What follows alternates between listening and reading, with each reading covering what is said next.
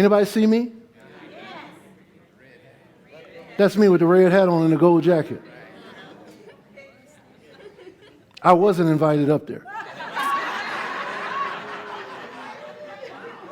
I wasn't. Somebody say we walk by, not by. So why was I in that band?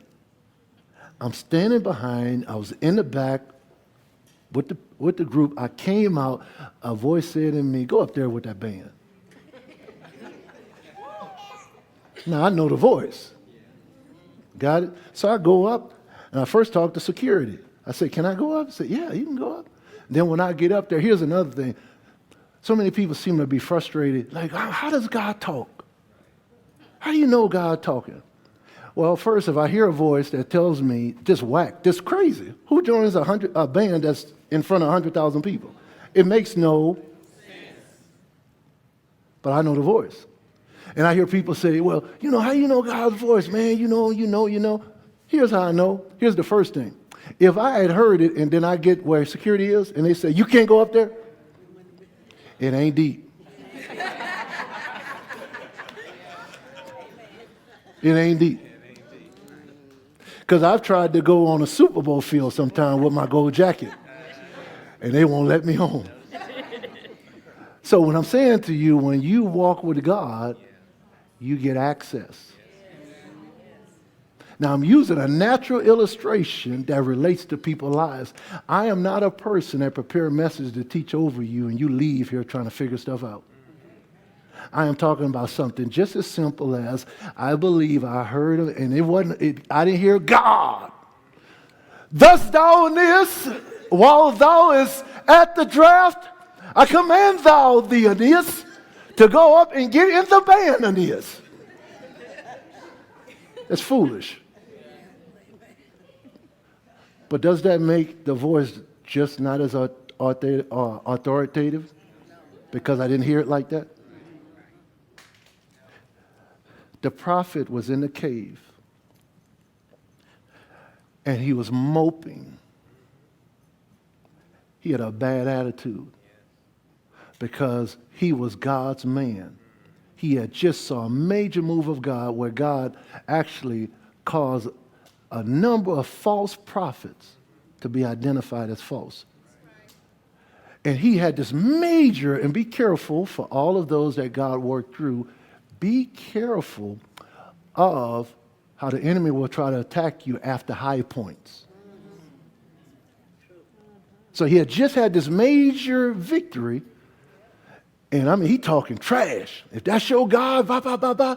And God showed him and showed everybody. And then King Ahab's wife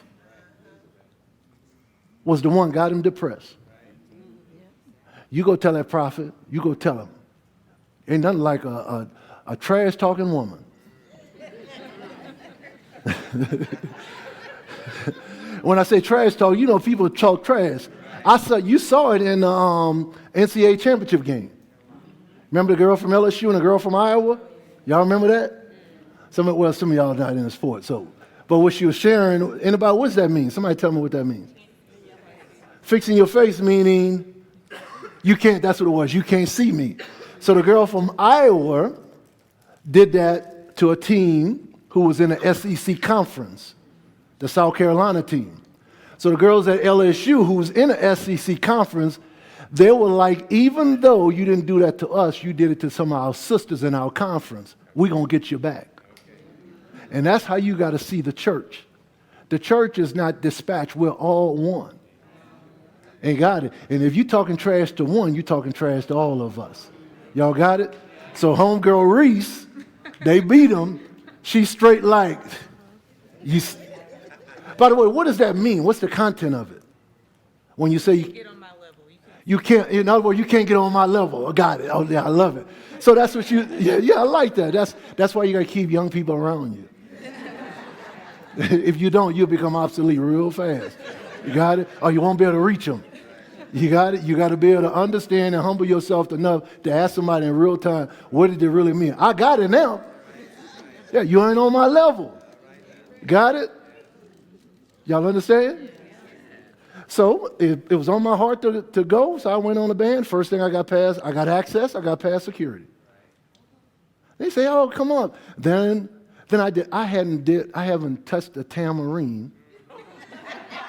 Got to be over 30 years. I go up, this band is jamming. I mean, if I play some of the music, they're the DJ and this band, they rolling. They off the chain in here, right? So I'm back there. I want a part of this. So sometimes God's going to invite you into places. Just don't you talk yourself out of it. So I go, and then they say, come on. I said, can I play that? He gave me, one of the guys I was next to gave me a tambourine. I mean, we rolling, man. Now, here's the awesome thing when God invites you into a place. I didn't get to pick the songs. So just because he invites you in a place don't mean you make the rules.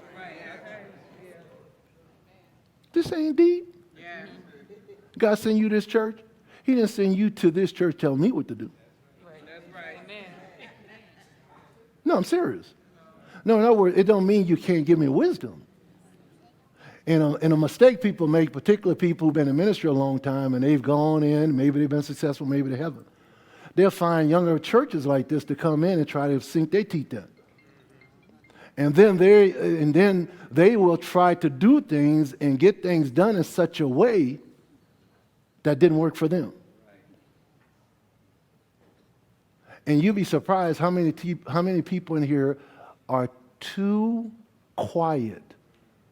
And you let the wrong people influence your life because you don't have enough gumption to tell them no. Amen. We're not doing that. This is what I've been called to do.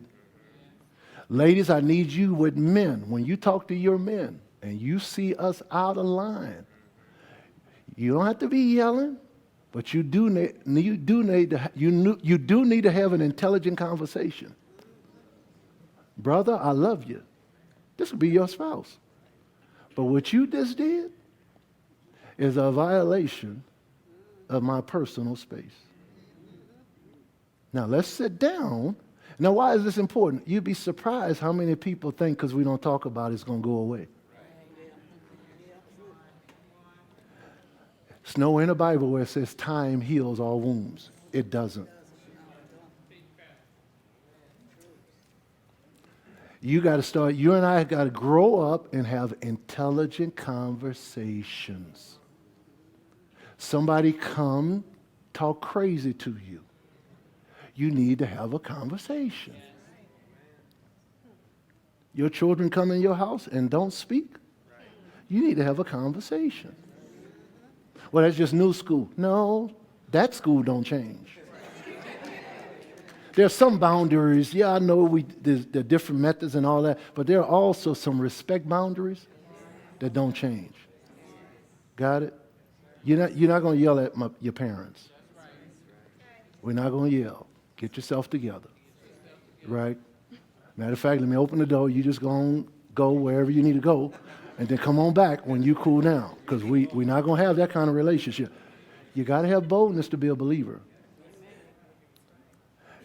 And, boy, this is just like relationship stuff.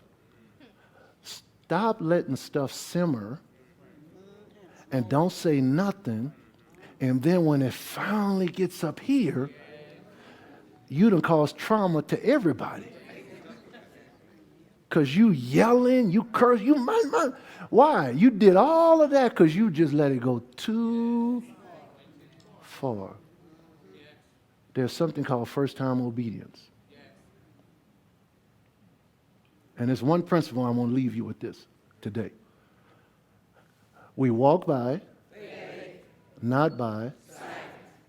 Put up Romans 10:17 now. Why, I'm testing you now, why did I go up in that band? It was in my heart to do it. Why did I walk on a football team a week before the season started my junior year in college? It was in my heart to do it. Why do I just give out many times $100 bill to people? It's in my heart to do it. Why do I pick up trash when I didn't put it down there? It's in my heart to do it. He will lead you because the real you is a spirit.